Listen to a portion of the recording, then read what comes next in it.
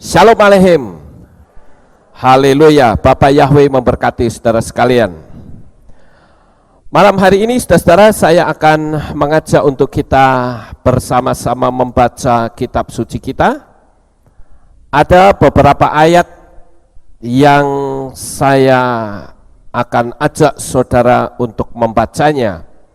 Kita akan melihat di dalam kitab Beresyit pasal 3 ayat 15. Kemudian kita sambung Lukas 24 ayat 26 sampai 27. Kemudian kitab Maaseh Shlichim pasal 3 ayat 18 dan pasal 26 ayat 22 sampai 23. Kita akan lihat terlebih dahulu saudara-saudara di kitab Beresyit 3 ayat 15. Saya rasa kita tidak akan sulit untuk mencarinya karena kitab ini adalah kitab yang pertama. Sudah ketemu saudara-saudara? Baik, mari kita akan baca. Saya akan bacakan untuk saudara, demikianlah bunyinya. Dan aku akan mengadakan permusuhan antara engkau dengan wanita ini, dan antara keturunanmu dengan keturunannya. Dia akan meremukkan kepalamu, dan engkau akan meremukkan tumitnya. Saudara, dari ayat ini kita diberitahu oleh Tuhan akan janji keselamatan bagi umat manusia.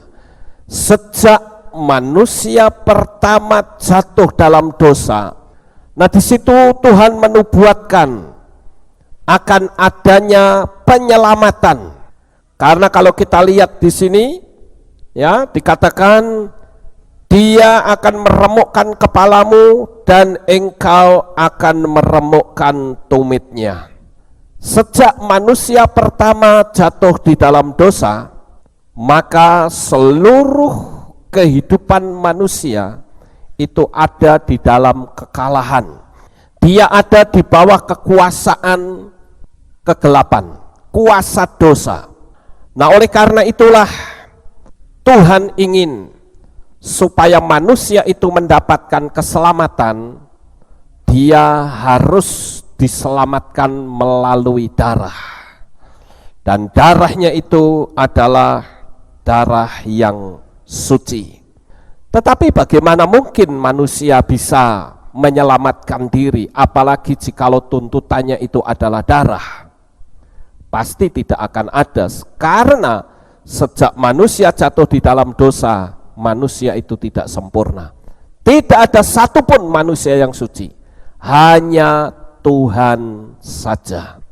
Nah, oleh karena itulah, karena hanya Tuhan Sang Pencipta yang suci, dan yang perlu diselamatkan itu adalah manusia, maka Yahweh Sang Pencipta itu menjadi manusia, mewakili keturunan wanita yang sudah dijatuhkan oleh si ular. Dalam hal ini adalah keturunan Hawa, keturunan Adam. Nah, pada waktu Yesua disalib, saudara-saudara, maka nubuatan ayat ini tergenapi. Yesua memang kakinya remuk, ya, kakinya berdarah, tetapi justru disitulah kepala ular itu dihancurkan. Setan tidak ada lagi kekuatannya sama sekali, dia sudah ditaklukkan. Ini arti dari Beresyit pasal 3 ayat yang ke-15. Jadi dengan demikian saudara, ayat ini ada di dalam Torah, ya, karena Torah itu adalah 5 kitab Moshe: Beresyit, Shemot, kemudian Wayikra, kemudian Bemidbar, dan Devarim. Itu adalah Torah. Nah, Bapak Ibu yang terkasih, ketika Torah menubuatkan ini, maka Besorah atau perjanjian baru menggenapinya. Kita akan baca untuk ayat berikutnya di dalam Lukas 24 ayat 26 sampai 27. Yesualah yang menggenapi apa yang telah dinubuatkan oleh Torah. Demikian bunyinya. Bukankah seharusnya lah Mesias menderita hal-hal ini supaya juga masuk ke dalam kemuliaannya, dan dia menjelaskan kepada mereka hal-hal mengenai dirinya di dalam seluruh kitab-kitab yang dimulai dari Mose dan dari seluruh kitab para nabi. Saudara, di sini Yesua sedang memberitahukan kepada murid-muridnya bahwa dialah yang dinubuatkan oleh Torah. Dan di sini Yesua menjelaskan mengenai dirinya sendiri yang telah ditulis di dalam kitab-kitab Mose dan seluruh kitab para nabi. Kitab Mose ini jelas mengarah kepada Torah, sementara para nabi, ya, kitab-kitab para nabi dan kitab Mose itu digabung akan membentuk satu kitab perjanjian lama yang dikenal dengan Tanakh. Ini yang harus saudara ketahui. Jadi perjanjian lama dan perjanjian baru itu tidak terputus, tetapi ada benang merah di sana. Karena melalui kitab Torah dan para nabi, maka nubuatan-nubuatan yang tertulis di dalamnya tergenapi. Kemudian kalau kita membaca di dalam kitab Maseslihim pasal yang ketiga, ayatnya yang ke-18 atau kitab Kisah Para Rasul, dikatakan demikian. Namun hal-hal yang telah Elohim praberitakan atau nubuatkan melalui mulut semua nabi-nabinya, bahwa Mesias harus menderita, demikianlah dia telah menggenapinya. Dari tadi kita mendengar kata menggenapi. Apa sih yang dimaksud menggenapi, saudara? Menggenapi itu berarti menjadi pelaku. Saya ambil satu contoh misalnya. Ketika saudara masuk sekolah pertama kali, ya sebutlah saudara masuk di SMA, maka di situ ketika saudara baru saja masuk, saudara nggak ngerti aturan di situ, nggak ngerti peraturan di sekolah itu, maka saudara bisa saja masuk sekolah rambutnya masih gondrong, atau mungkin saudara masih merokok, nggak apa-apa, nggak masalah, karena memang belum ada aturan, saudara. Tetapi begitu aturan mulai ditunjukkan kepada saudara, sekolah tidak boleh terlambat, bajunya harus dimasukkan ke dalam celana, tidak boleh merokok. Nah, itu aturan. Itulah yang saya sebut dengan istilah Torah. Ketika aturan itu muncul, maka kita akhirnya tahu, oh kalau ngerokok di sekolah itu nggak boleh, itu salah, itu dosa. Oh kalau saya rambutnya gondrong, datangnya sekolah terlambat, itu salah, itu dosa. Itu maksudnya begitu, saudara. Jadi ketika Torah itu belum ditulis, orang berpikir nggak masalah karena memang tidak ada aturan. Tetapi begitu Torah ditulis, orang tahu bahwa ini dosa saya, ini dosa saya, karena ada peraturan. Nah, apa yang terjadi ketika saudara sekolah, ternyata di situ ada aturan, apa yang akan kita lakukan? Kita harus menjadi pelaku-pelaku peraturan itu. Saudara tidak boleh lagi masuk terlambat. Kalau masuk terlambat, ya terpaksa saudara harus pulang, karena sekolah ditutup. Saudara sekolah merokok out, tidak boleh karena aturannya memang seperti itu. Jadi kita harus menggenapinya. Kita harus melakukan peraturan itu. Nah, itulah yang disebut dengan menggenapi, saudara. Dan Yesua itu adalah satu-satunya manusia yang bisa menggenapi seluruh Torah yang tertulis, sehingga Yesua disebut sebagai Torah kehidupan atau Torah hidup.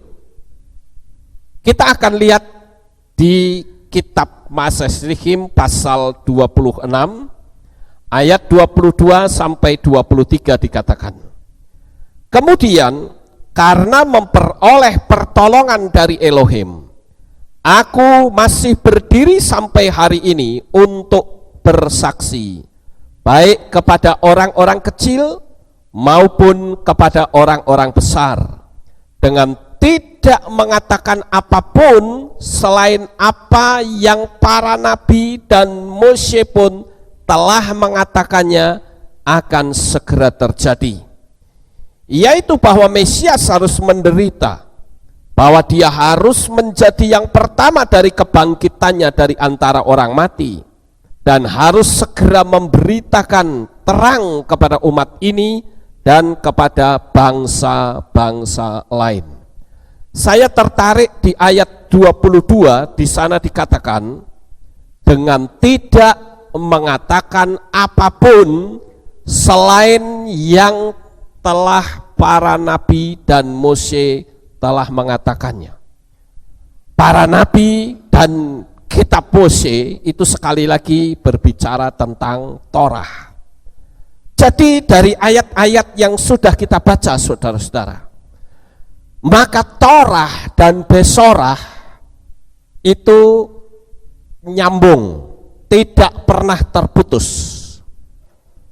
Jadi jikalau dalam dunia Kristen mengatakan bahwa Torah itu tidak berlaku, Torah itu sudah usang, Torah itu sudah dibatalkan, lalu yang menjadi pertanyaan, siapa yang membatalkannya?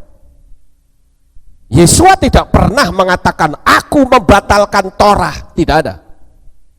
Paulus pun juga tidak pernah mengatakan aku telah menganggapnya usang, tidak ada.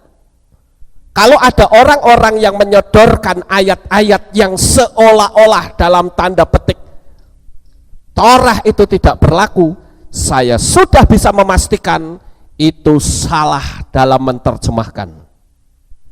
Bahkan Paulus sendiri mengatakan bahwa Torah itu baik, Torah itu kudus, dan Torah itu benar. Saudara yang terkasih, tidak mungkin seorang rasul ngomongnya mencela-menceli. Di sisi lain dia ngomong begini, di sisi lain ngomong begitu, tidak. Tetapi kita harus tahu bahwa di dalam perjanjian baru yang bernuansa Yunani itu sudah ada manipulasi. Jadi sudah tidak lagi ada kemurnian. Makanya saya menyampaikan tentang Torah, bahwa apa yang diucapkan orang katanya, menurut orang berkata Paulus ngomong Torah itu tidak berlaku. Saya sudah terangkan di sana, itu tidak benar. Saudara bisa lihat di YouTube yang saya sudah unggah. Tetapi pada malam hari ini, saudara-saudara, saya akan menekankan kepada saudara bahwa Torah dan Besorah itu tetap nyambung, tidak pernah terputus sama sekali. Hanya teologia Kristen, teologia Yunani, itulah yang memutuskannya dan mengacak-acak aturan yang ada. Kita akan lanjut, saudara-saudara. Coba sekarang saudara perhatikan di sini. Torah, kata Torah saja oleh penterjemah Yunani itu sudah salah diterjemahkan. Karena mereka menerjemahkan Torah itu artinya hukum, sehingga orang mengertinya hukum Taurat, seolah-olah begitu kejam dan sebagainya. Padahal Torah itu arti sebenarnya kalau diterjemahkan itu adalah teaching atau pengajaran. Dan di dalam Torah ini ada 3, saudara. Yang pertama adalah pengajaran moral, yang kedua adalah seremonial, dan yang ketiga adalah civil law atau hukum sipil. Saya akan terangkan satu persatu. Saya berharap saudara bisa memahami dengan mudah. Sekali lagi, Torah itu artinya adalah pengajaran. Dan di dalam pengajaran Torah itu ada yang namanya pengajaran moral yang dikenal dengan mispatim. Yang kedua adalah pengajaran seremonial yang dikenal dengan edot. Dan yang ketiga adalah civil law atau hukum sipil yang dikenal dengan kokim. Nah, Bapak Ibu yang terkasih, kita tentu tahu bahwa apa yang ada di dalam kehidupan nyata di dunia ini, apakah orang itu percaya kepada Bapa Yahweh atau tidak, semua hukum moral yang ada di dunia ini selalu berasal dari Torah. Contoh misalnya, kalau saudara pergi naik mobil, tiba-tiba ada lampu merah, ya, lampu traffic light warnanya merah. Apa arti dari lampu merah itu? Apakah saudara akan ngebut atau berhenti? Kalau saudara berhenti berarti saudara melakukan Torah. Karena Torah mengatakan kita harus tunduk pada peraturan pemerintah. Kalau saudara melihat ada orang yang mengalami kesusahan, saudara akan tolong atau berusaha untuk menolong, atau saudara akan membiarkannya. Kalau saudara mau menolong, itulah Torah, saudara. Nah, ini yang disebut dengan hukum moral. Kita tidak boleh mencuri, tidak boleh membunuh, tidak boleh, ini moral, ya. Kemudian seremonial. Apa yang dimaksud dengan seremonial? Karena sekali lagi di dalam Torah itu tidak cuma moral, tetapi juga seremonial. Seremonial ini adalah aturan-aturan yang dipergunakan untuk manusia itu menghadap Tuhan. Contoh misalnya, bangsa Israel untuk mendapatkan pengampunan dosa harus ada pengorbanan darah. Apakah itu darah domba atau darah lembu? Itu artinya seremonial. Begitu juga di situ diatur tentang makanan yang kosher, makanan yang layak untuk dimakan. Oh, ini tahor, oh ini tame, atau yang dikenal dengan haram dan halal, ya. Tahor itu artinya halal. Tahor itu ada kata dekat kata tahir, artinya bersih sebetulnya, ya. Kemudian tame itu kotor, tidak boleh dimakan. Nah, itu adalah seremonial. Kalau saudara menyentuh mayat, dilarang keras untuk memegang peralatan bait suci, tidak boleh. Orang kusta itu tidak boleh kumpul dengan orang sehat, dia harus dikucilkan. Itu yang disebut dengan seremonial. Kemudian yang ketiga yaitu civil law atau hukum sipil. Kalau orang tidak datang di ibadah Sabat, orang itu harus dilempari batu sampai mati. Ketika orang menyembah berhala, orang itu harus dilempari batu sampai mati. Kenapa hal itu ada, saudara? Karena pada zaman itu hukum yang mereka pegang adalah hukum teokrasi, tidak ada hukum yang lain. Hukum itu berdasarkan apa yang ada di situ. Tetapi saudara, perlu kita ketahui bahwa civil law itu sifatnya adalah kukim. Kukim ini bisa berubah-ubah. Makanya sampai sekarang tidak ada orang yang kalau tidak ibadah Sabat dilempari batu sampai mati, nggak ada, saudara. Karena hukum itu kukim. Tetapi yang mispatim inilah yang mutlak, kemudian edot. Jadi kalau kita melihat di sini, saudara-saudara, maka jangan sampai hanya karena hukum sipil ini tidak bisa lagi diterapkan sekarang, lalu orang menganggap Torah itu tidak berlaku. Itulah masalahnya. Saya katakan bahwa Torah itu tidak cuma civil law, tetapi Torah juga ada hukum moral, ada hukum seremonial. Jadi orang tidak bisa mengklaim bahwa Torah tidak berlaku karena civil law tidak lagi bisa diterapkan pada zaman sekarang. Nah, ini yang harus kita ketahui, saudara. Bapak Ibu yang terkasih, sekarang kita akan melihat antara Torah dan Besorah yang tadi saya katakan dua hal ini tidak pernah bisa putus. Sekarang kita lihat, saudara-saudara. Torah ya itu terdiri dari 360 perintah negatif. Ini sama dengan jumlah hari dalam setahun. 365 perintah negatif. Apa sih yang disebut perintah negatif?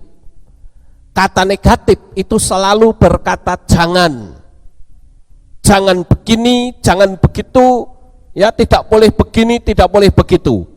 Ini yang disebut dengan perintah negatif. Tetapi ada 248 perintah positif. Dan 248 itu ternyata adalah jumlah tulang manusia. Jadi kalau saudara itu dihitung tulangnya satu-satu, maka tulang saudara jumlahnya 248. Sama persis dengan perintah positif yang ada di dalam Torah. Apakah yang disebut dengan perintah positif? Perintah positif adalah perintah di mana Tuhan mengatakan kamu harus begini, kamu harus begitu.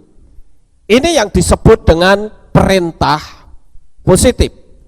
Nah sekarang saudara, 365 perintah negatif ditambah dengan 248 perintah positif, maka jumlahnya ada 613. Jadi Torah itu di dalamnya ada 613 peraturan. Dan kita melihat di sini kata Torah itu sendiri. Ini kata Torah dalam bahasa Ibrani adalah tau, waw, res, dan he. Dibaca Torah. Nah sekarang kalau kita melihat di angka gematria, maka kita akan menemukan sesuatu yang unik, saudara. Tau itu angka gematrianya 400. Wow itu angka gematrianya 6. Angka gematria itu adalah nilai dari setiap huruf. Seperti alef, bet, gimel, dalet, he, waw, zayin, het, tet, yod, dan seterusnya. Alef itu 1, bet itu 2, gimel itu 3, dalet itu 4, he itu 5, waw itu 6. Ya, Jadi wow di sini nilainya 6. Kemudian res nilainya 200 dan he nilainya 5. Kalau dijumlah 611 ditambah dengan 2 hukum utama menjadi 613. Mungkin saudara bertanya, 2 hukum utama itu apa? 2 hukum utama adalah yang pertama, kasihilah Yahweh Elohimmu dengan segenap akal budimu, dengan segenap kekuatanmu, dengan segenap, itulah hukum pertama. Dan hukum yang kedua adalah kasihilah sesamamu manusia seperti dirimu sendiri. Nah, ditambah dengan 2 hukum ini, maka jumlahnya sama, 613. Inilah yang dikatakan Torah. Jadi saudara, apapun kalau sudah menggunakan nilai angka, maka kita akan menemukan ketepatan.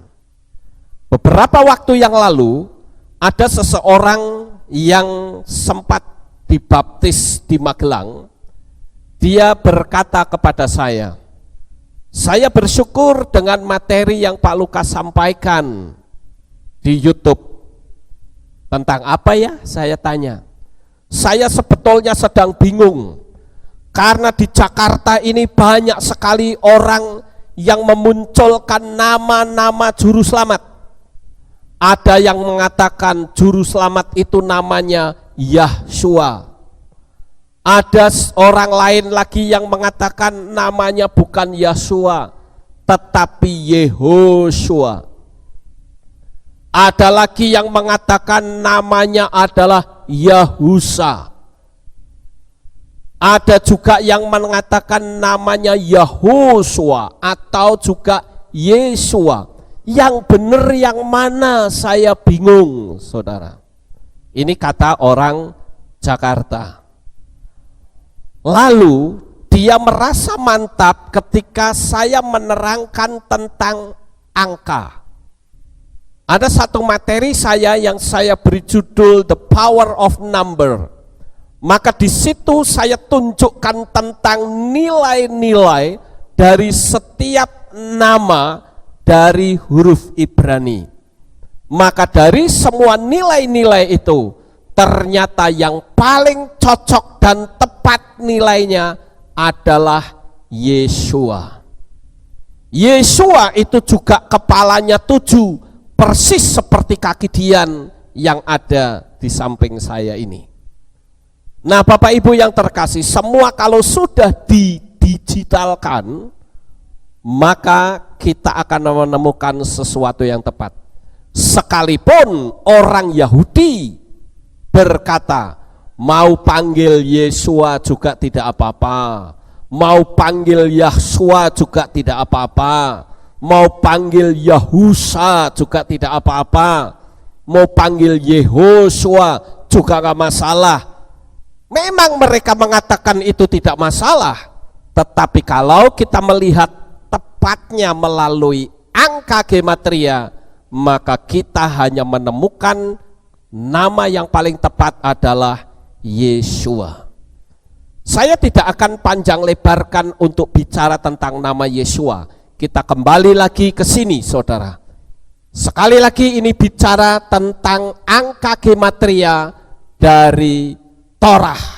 Jumlahnya 613, persis dengan isi Torah yang jumlahnya juga 613. Lalu sekarang bagaimana dengan Besorah? Besorah ini, ya, ini hurufnya adalah Bet, ini Shin, ini Waw, ini Res, dan ini He. Ternyata jumlahnya itu 513. Bet itu 2, Sin itu 300, Waw itu 6, Res itu 200, He itu 5. Jumlahnya 513. Saya mau tanya saudara, Tadi jumlahnya berapa Torah? 613. Tetapi Besorah itu jumlahnya cuma 513. Selisih berapa kira-kira? Selisihnya adalah 100. Lalu pertanyaannya, apakah artinya dari selisih 100 ini? Kita harus coba cari tahu ada apa dengan nilai 100 ini, saudara.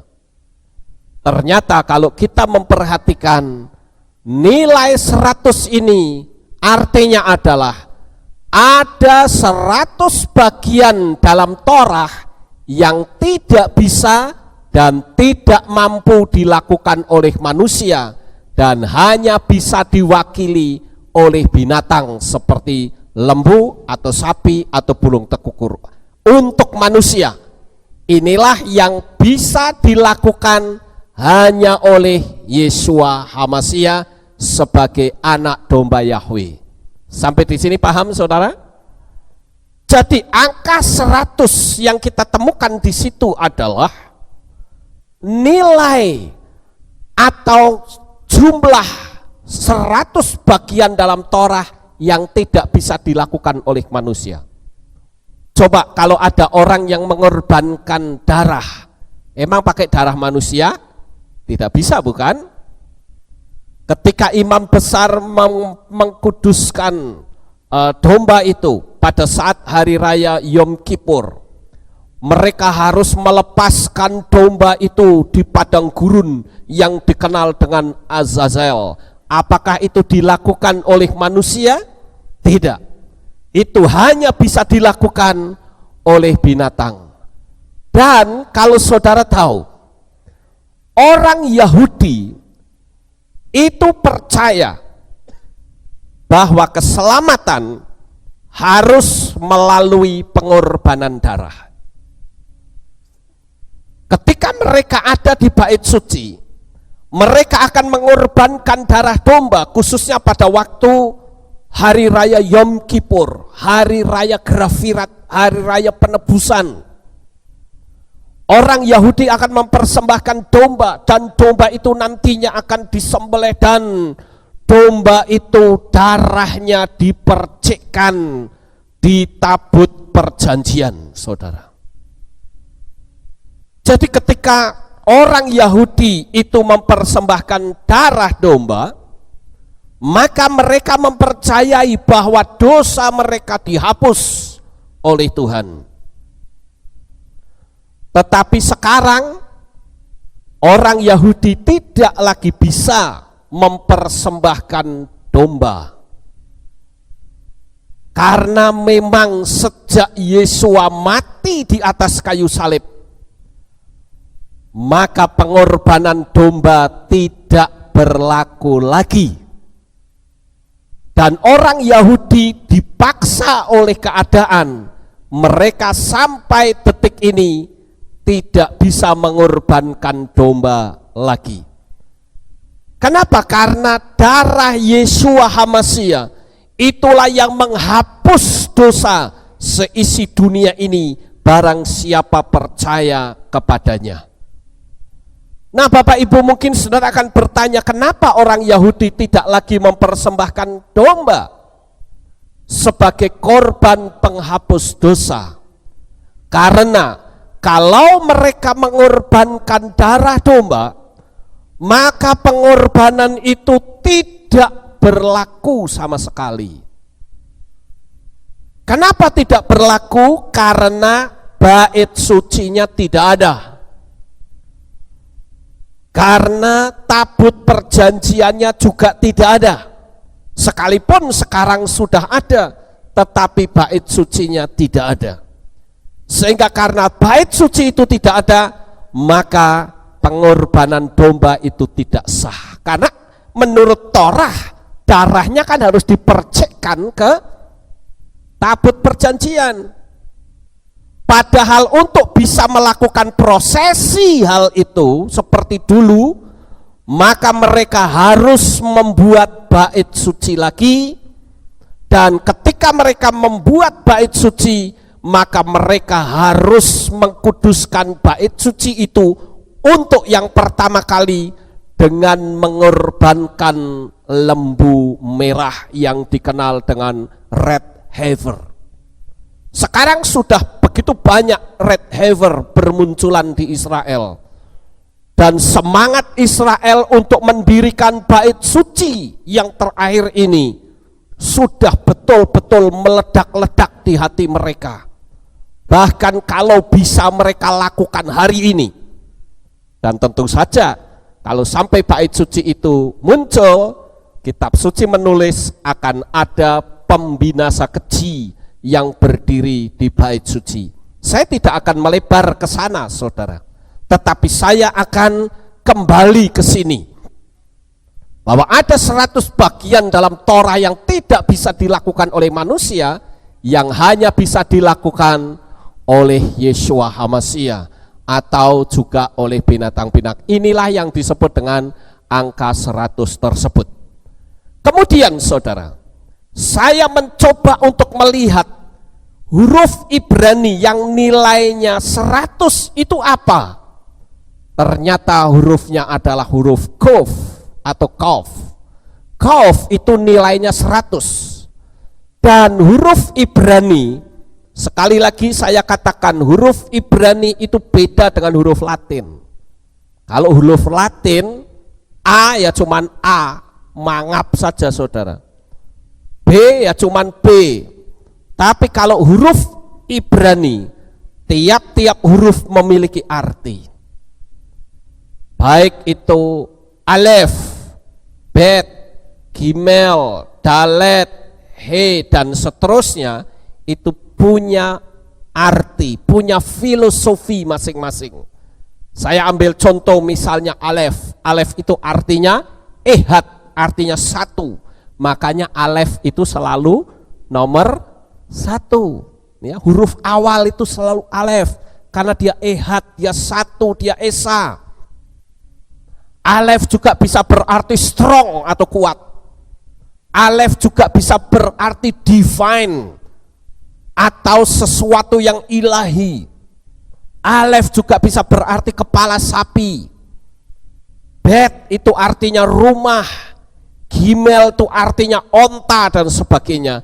Dan huruf Kaf itu artinya going down. Huruf Kaf ini sebetulnya menurut gambaran dari pola huruf Ibrani itu adalah mata jarum, saudara. Kof ini gambar mata jarum. Saudara tahu jarum itu untuk apa tujuannya, saudara? Untuk menyambung kain yang robek, betul ya? Jarum dipakai untuk menyambung kain yang robek. Dan itu menjadi satu gambaran hubungan antara manusia dengan Bapa Yahweh yang sudah robek itu disambung kembali melalui pengorbanan grafirat Yeshua HaMashiach. Oleh karena darahnya, maka dia sebagai imam besar menjadi intercession, menjadi juru syafaat, sehingga kita sekarang bisa memanggil Sang Pencipta dengan panggilan Bapa, karena yang menyambung sebagai mata jarumnya adalah Yeshua HaMashiach. Kembali lagi ke kata Kof, saudara. Kof ini juga artinya going down atau turun. Kita itu sangat luar biasa ya. Kepercayaan iman kita itu berbeda dengan agama-agama yang ada di atas muka bumi ini. Kalau agama-agama di dunia ini, apapun agamanya, selalu mereka mengambil sesuatu di mana bagaimana manusia bisa menemukan Tuhan. Itu agama. Mungkin dengan cara begini manusia bisa ketemu Tuhan. Mungkin dengan cara yang seperti itu manusia bisa ketemu Tuhan. Tapi saya katakan, manusia cari Tuhan tidak akan pernah bisa ketemu. Karena Tuhan itu adalah roh yang unlimited, tidak terbatas. Tetapi kalau kepercayaan kita, bukan kita yang mencari Tuhan, tapi Tuhan yang mencari kita. Dan kalau Tuhan yang mencari kita, Dia pasti bisa menemukan kita. Amin. Ini bedanya kita dengan agama-agama yang lain. Kalau agama yang lain, dia selalu mencari mudah-mudahan, semoga. Kalau kita nggak mengenal kata semoga, tidak mengenal kata mudah-mudahan. Kalau kita percaya kita menjadi pelaku-pelaku firman, kalau kita mati kita sudah pasti mendapat keselamatan. Tidak ada lagi semoga dan mudah-mudahan. Jadi siapakah yang turun ke dalam dunia ini? Tidak lain adalah Yahweh sendiri yang turun ke dunia ini. Makanya Kaf itu artinya going down atau turun. Dan ini adalah merepresentasikan datangnya Yahweh dalam wujud manusia yang turun ke dalam dunia ini. Dialah Yeshua HaMashiach. Dialah guru besar kita. Dialah Tuhan yang kita sembah. Kenapa kita layak untuk menyembah Yeshua? Karena Dia adalah Yahweh sendiri yang turun ke dalam dunia ini. Yeshua pernah berkata, aku dan Bapa itu satu, saudara. Jadi disinilah kita bersyukur karena kita punya Gembala Agung yang pernah mati dan hidup kembali. Semua tokoh agama di muka bumi ini mati dan tidak pernah hidup. Tetapi Yeshua HaMashiach, Dia mati dan hidup kembali. Maka Dia layak untuk memberitakan ada apa di balik kematian, dan kita bisa mempercayainya. Amin. Haleluya. Kita lanjut, saudara-saudara. Kata Kaf ini juga bisa berarti kudus. Karena kita mengenal kata kados. Kados itu huruf pertamanya adalah Kaf. Dan Dia adalah Yeshua HaMashiach yang mengkuduskan kita dari dosa. Kita dulunya adalah merupakan budak-budak dosa, tetapi kita mendapatkan kemuliaan, mendapatkan kasih yang begitu besar yang Tuhan berikan kepada kita. Amin. Nah, saudaraku yang terkasih, kita perlu bersyukur sejak kita percaya kepada Yeshua HaMashiach, maka kita seluruh dosa kita dihapus dan kita sebagai anak-anak Tuhan mendapatkan pengampunan yang luar biasa. Kita lanjut, saudara-saudara. Jadi dengan demikian, selama kita hidup di dalam dunia ini, kita harus mempergunakan waktu yang ada dengan sebaik-baiknya. Jangan sampai kita membuang-buang waktu. Saudaraku yang terkasih, ada satu ilustrasi cerita yang ingin saya sampaikan kepada saudara. Diceritakan di sana ada dua pulau.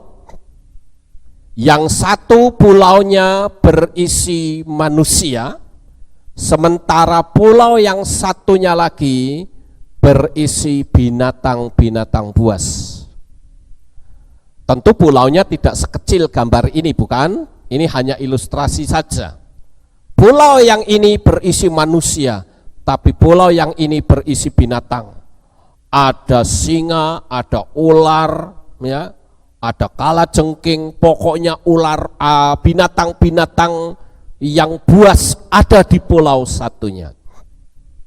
Pada suatu hari, saudara-saudara, ada seorang pelaut yang pada waktu itu terdampar di pulau tersebut, yaitu di pulau yang banyak orangnya. Lalu dia bertanya kepada orang yang ada di situ, saya orang yang terdampar, saya ingin ketemu dengan raja kalian. Tolong tunjukkan kepada saya ingin ketemu. sebagai seorang pendatang. Tapi penduduk di pulau itu mengatakan, oh di sini tidak ada raja. Dia kaget, saudara.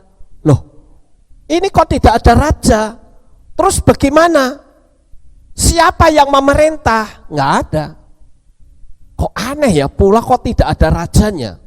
Kenapa sih kok tidak ada raja? Maka penduduk di pulau tersebut bercerita, siapapun yang akan menjadi raja, maka ada syarat. Syaratnya adalah orang itu hanya menjadi raja dalam waktu 7 tahun saja. Selewat 7 tahun, dia tidak boleh berada di pulau ini, tetapi harus berada di pulau yang berisi binatang buas. Sehingga orang-orang di situ tidak ada satupun yang berani menjadi raja, saudara. Lalu si pelaut ini bertanya, bagaimana kalau saya meminta supaya saudara menjadikan saya raja? Oh silakan, boleh saja. Tetapi selewat 7 tahun Anda akan saya kirim ke pulau yang penuh binatang buasnya. Lalu pelaut ini bertanya, kalau saya menjadi raja, apakah saya betul-betul memiliki kuasa? Oh iya, Anda punya kuasa penuh atas kami. Tetapi ingat, syaratnya hanya 7 tahun. Setelah itu Anda akan dipindah ke pulau tersebut. Setuju? Kalau setuju kita deal, nanti kita nobatkan Anda sebagai raja. Pelaut ini berkata, oke, saya setuju. Sekarang tentukan hari penobatannya. Oke, besok kita nobatkan. Saudara yang terkasih, esoknya pelaut ini dinobatkan menjadi raja. Setelah dia menjadi raja, maka pelaut ini berkata, sekarang saya adalah raja kalian. Saya memiliki kuasa penuh atas kalian. Oleh karena itu, saya mengundang siapa di sini yang jadi tentara, kumpulkan tentaranya. Karena saya raja, saya berhak untuk memerintah kalian, maka semua tentara-tentara terbaik masuk ke pulau ini dan bunuh semua binatang buasnya di sana. Saudara yang terkasih, tentara-tentara terbaik dari pulau itu masuk ke pulau yang berisi binatang buas. Maka binatang buas di sana dibantai sampai habis, tidak ada satupun binatang buas yang hidup di sana. Lalu apa yang dilakukan oleh raja yang baru ini? Dalam pemerintahannya lalu dia mengatakan, sekarang siapa dari kalian yang ahli bangunan, saya perintahkan untuk masuk ke pulau yang sudah bersih dari binatang buas, bikin istana yang lebih hebat dari istana ini. Jalan. Orang-orang hebat ahli bangunan itu masuk ke pulau yang sudah kosong itu. Mereka bikin istana yang begitu megah, melebihi istana yang ada di pulau yang berisi manusia. Waktu terus berjalan dan menjelang berakhirnya sang raja ini, saudara. Maka raja memanggil orang-orang pelayan-pelayan terbaik kerajaan. Dia kumpulkan dan dia berkata, karena aku rajamu, aku perintahkan kamu untuk masuk ke istana baru. Nanti kamu akan layani raja baru di sana. Semua orang-orang baik, baik juru masak yang pinter, ya, orang yang ahli tata negara atau orang yang ahli lainnya masuk ke pulau itu, saudara. Lalu sekarang tibalah saatnya raja ini berakhir masa jabatannya 7 tahun. Begitu jabatan selesai, maka sesuai dengan perjanjian, maka raja itu harus pindah ke pulau yang ada di sebelah. Menurut saudara, Setelah pindah ke pulau itu, apa yang terjadi saudara? Lebih nyaman atau lebih mengerikan? Lebih nyaman karena semua sudah dipersiapkan. Apa pesan moral dari cerita ini saudara? Cerita ini sebetulnya memiliki pesan moral bahwa kita yang sudah percaya kepada Yeshua HaMashiach sebagai Tuhan dan Juru Selamat kita seharusnya mempersiapkan diri dengan iman kita untuk kita masuk ke tempat yang baru nanti di Samayim bersama dengan Bapa Yahweh. Amin. Tetapi terlalu banyak orang yang tidak pernah memikirkan masa depan. Mereka hanya berpikir seperti manusia di pulau manusia ini. Mereka tidak pernah berpikir seperti pelaut tadi, yang seharusnya berpikir di masa depan bahwa nanti kalau jabatanku selesai, aku harus pindah ke tempat yang baru, maka tempat yang baru ini harus lebih nyaman dari tempat yang saya miliki sekarang. Bapak Ibu Saudara yang terkasih, malam hari ini kita sudah diberikan pengertian bahwa Yeshua itulah sebagai Torah kehidupan. Yeshua disebut sebagai manusia terbaik di atas muka bumi ini karena dia menjadi pelaku-pelaku Torah. Saudaraku, banyak orang-orang Kristen yang mensalah tafsirkan tentang Torah ini sehingga dia berkata kalau kita ikut Torah kita menolak Yeshua. Salah. Siapa bilang seperti itu? Justru kita menjadi pelaku-pelaku Torah itu karena kita sudah diselamatkan.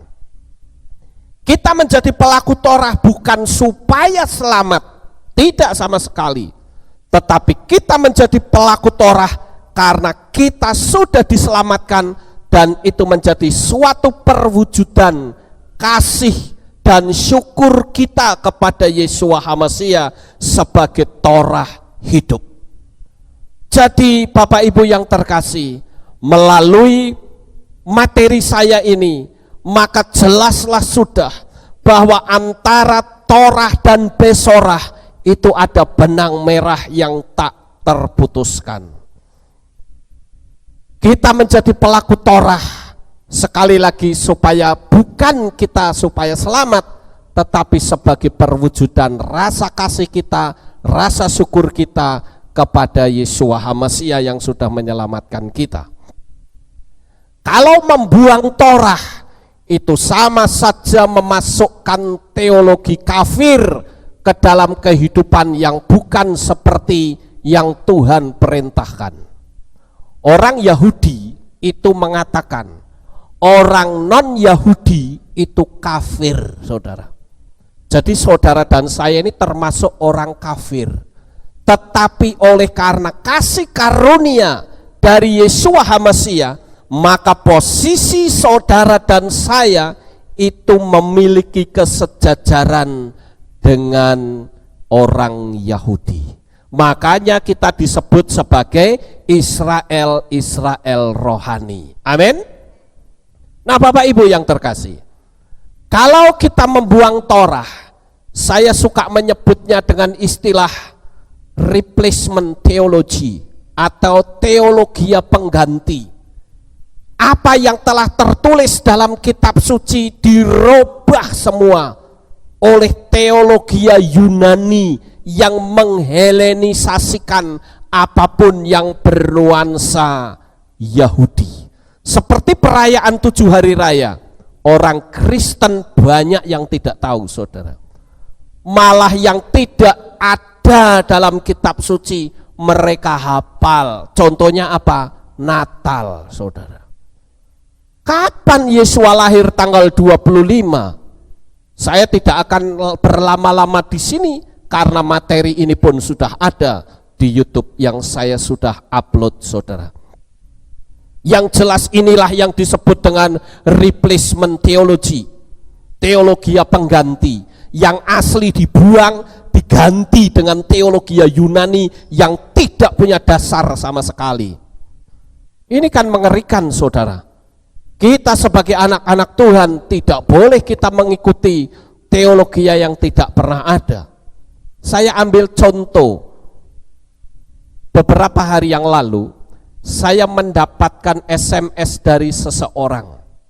Dia bertanya kepada saya begini, Pak Lukas, kapan merayakan Paskahnya? Apakah di akhir bulan Maret ini atau di April? Saya tanya kepada orang itu dengan sebuah jawaban tapi pertanyaan. Saya berkata begini, menurut kamu kematian Yesua itu tanggal berapa? Sekarang saya tanya kepada saudara, Yesua mati menurut penanggalan Yahudi itu tanggal berapa? 14 bulan Nisan. Nah, yang orang Kristen rayakan nanti, apakah tanggal 14 bulan Nisan? Tidak, saudara. Hanya di tahun ini ada yang dikenal dengan istilah tahun kabisat, kira-kira begitu saya mengistilahkannya. Karena itu terjadi kalau tidak salah sekitar 4 tahun sekali. Ya, itu muncul Adar 1, Adar 2. Sama seperti penanggalan Gregorian. Itu ada yang namanya tahun kabisat, di mana hari atau jumlah hari di bulan Februari bukan 28 tetapi 29. Jadi bagi saudara yang lahir tanggal 29 bulan Februari atau persis di tahun kabisat, maka saudara merayakan ulang tahunnya 4 tahun sekali, saudara. Nah, ini yang disebut dengan tahun kabisat. Dalam penanggalan Cina juga ada yang dikenal dengan Lun. Itu sama, saudara. Nah, di tahun ini ketika orang-orang Kristen pada umumnya merayakan Paskah, kita tidak merayakannya karena itu baru bulan Adar 2. Saudara ngerti nggak ini yang saya ngomong? Ngerti? Ya, puji Tuhan. Jadi jangan kita nganut orang Kristen pada umumnya yang tanpa dasar, saudara. Mereka ambil patokan saja, kalau enggak Maret ya April. Ya, saya bilang salah. Itu harus ikuti apa yang kitab suci tulis. Kalau dia keluar dari apa yang kitab suci tulis, itu namanya replacement theology. Teologi pengganti. Kemudian saudara, inilah yang saya sebut dengan teologi pengganti yang didasari oleh roh antisemitik, anti Yahudi dan anti Torah. Dia mengadopsi tradisi-tradisi Yunani, Romawi, atau orang-orang Goyim, atau tradisi keputusan konsili, atau tradisi keputusan sinode, atau oleh bapak-bapak gereja, atau barangkali keputusan pendeta sendiri. Ini sangat mengerikan, saudara. Makanya saya katakan, akar iman kita itu dari mana? Kalau akar kita atau akar iman kita itu dari Ibrani, ya harus ikuti aturan, jangan bikin aturan sendiri. Kalau bikin aturan sendiri, itu berarti sama saja kita mengganti teologia dengan teologia yang salah. Akhirnya keputusannya bukan lagi keputusan kitab suci, tetapi keputusan sinode, keputusan bapak-bapak gereja dan sebagainya. Orang menjadi takut untuk memberitakan kebenaran hanya karena diancam oleh sinode, diancam oleh gereja, takut nanti dianggap aneh sendiri. Tapi kita sebagai anak-anak Tuhan, kita harus ngerti bahwa kebenaran itu ada dasarnya. Nah, saudara yang terkasih, saya ambil contoh yang dikenal dengan replacement theology. yaitu terjadinya penyimpangan-penyimpangan kebenaran dan sejarah, teologi manusia bisa lebih kuat dari firman-Nya. Saya ambil contoh misalnya yang dikenal dengan Rabu Abu. Ya, hari Rabu ini disebut dengan Rabu Abu. Tadi saya mendapatkan SMS ya dari seseorang, itu pertanyaannya begini saudara. Ya. Selamat Minggu Palma Pak.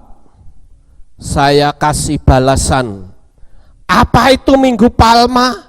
Istilah ini enggak ada dalam pola Ibrani. Hehehe. Tak kasih jawaban begitu saudara. Jadi orang itu sudah langsung kemasukan replacement teologi. Dia bikin teologia sendiri, bikinannya bapak-bapak gereja yang menyesatkan, yang tidak sesuai dengan aturan Torah. Contoh, Rabu Abu. Ya, nggak ada istilah ini dalam kitab suci. Ini kan istilah yang dibikin manusia, saudara. Makanya kalau ada yang bisa menemukan istilah ini dalam kitab suci, satu ayat saya bayar 1 juta. Tidak ada. Apalagi ini kemis putih. Waduh, nggak ada lagi itu. Setelah kemis putih apa saudara? Ya. Jumat Agung. Istilah itu nggak ada dalam kitab suci. Setelah Jumat Agung apa? Sabtu Sunyi katanya. Nah ini kan terjadi penyimpangan. Ini di mana ada dalam kitab suci kayak begini saudara? Yang sudah ada disingkirkan, malah bikin istilah baru yang lebih nyaman, yang tidak bernuansa Yahudi. Inilah yang saya sebut dengan menghelenisasikan kitab suci. Sampai-sampai kepercayaan yang ada, makanya saya tidak mau menggunakan istilah Hades. Orang-orang Kristen pada umumnya mereka mengatakan orang yang mati, yang tidak percaya itu masuk ke Hades. Saya nggak mau menggunakan istilah Hades, karena kata Hades itu ada sangkut pautnya dengan mitos Yunani, saudara. Di mana di Hades itu ada satu ya, Hades itu tempat penyiksaan, tetapi dijaga oleh seekor anjing yang berkepala 2, namanya Cerberus, saudara. Ini kan kepercayaan kafir, kok bisa masuk? Saya lebih suka menggunakan istilah Seol, ya, karena yang tertulis dalam kitab suci begitu, bukan Hades, karena sudah bernuansa mitos. Sama seperti ini, Rebo Abu, Kamis Putih, Jumat Agung, Sabtu Sunyi. Saya tak bikin sendiri saya pengen bikin sendiri nih. Nah saya kan masih ada 2 toh yang belum. Senin Selasanya belum, Rebo Kamis Jumat, Sabtu sudah ada. Bagaimana kalau saya bikin istilah baru, Senin Pertobatan atau Selasa Ceria? Saudara setuju atau tidak? Loh kok meneng kabeh? Setuju atau tidak? Tidak, jangan setuju. Ya, sekalipun di sini saya gembala saudara, jangan setuju kalau saya bikin istilah-istilah sendiri, saudara. Mungkin orang bertanya, kan mereka punya alasan. Oh, saya juga punya alasan. Saya bilang Senin Pertobatan. Jadi setelah Minggu enggak berbuat dosa tapi bertobat hari Senin. Setelah hari Senin bertobat, Selasanya bisa ceria, aku diselamatkan. Cocok nggak? Cocok, tapi salah, saudara. Jangan bikin istilah-istilah yang aneh-aneh yang kitab suci tidak ada, ya. Tapi lakukan saja apa yang kitab suci sudah tulis. Kalau orang pola Yunaniisme boleh menggunakan istilah ini. Apalagi saya orang yang terkenal di seluruh dunia misalnya. Orang yang berpengaruh, apapun kata-kata yang salah pun akan dipercaya. sebagai kebenaran. Nah, ini kan konyol namanya, saudara. Ini repot kalau sudah begini. Makanya kita sebagai anak-anak Tuhan, saya ajari saudara untuk kita ada dalam jalur kebenaran firman Tuhan. Jangan bikin istilah sendiri. Saya katakan Torah dan Besorah tidak pernah terputus, tetapi di situ ada benang merah, di mana kalau saudara mengalami kesulitan untuk membaca kitab Torah, maka Besorah yang akan menerangkan. Begitu juga sebaliknya, kalau saudara membaca kitab Besorah atau Perjanjian Baru, saudara mengalami kesulitan, cari di kitab Torah, saudara akan ketemu. Karena Besorah dan Torah saling mengisi, saling menerangkan, saling menjelaskan. Oleh karena itulah pada malam hari ini, saudara, melalui materi saya, kita akan semakin mengasihi Tuhan dengan segala aturan yang telah ada, yaitu Torah, karena Yesua adalah Torah kehidupan. Amin. Sukses besar untuk saudara. Bapak Yahweh memberkati. Haleluya.